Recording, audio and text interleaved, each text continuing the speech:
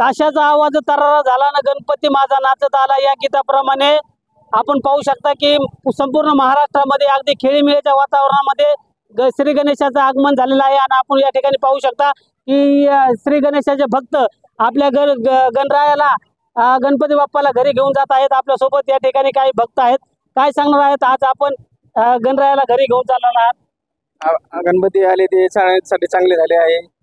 10 दिवस गणपती म्हणजे चांगले जावं सगळ्यांसाठी। आष्टी तालुक्यात चांगला पाऊस पडला, दरवर्षी असाच पाऊस पडतो गणपती बाप्पामुळे। एवढं सांग गणरायाला काय काय काय नवस केलेला आहे आपण, काय वाटतं तुम्हाला? गणपतीला नवस करू की शेतकऱ्याला माला चांगला भाव यावा, चांगला पाऊस पडावा असे या ठिकाणी आपला स्टॉल दिसतोय, तुम्ही या स्टॉलचे मालक आहात का? काय सांगणार आहात, काय वाटतंय?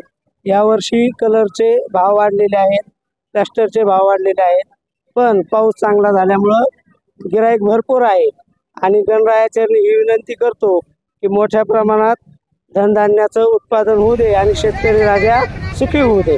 आपल्याला यामध्ये काही नफा राहतोय का?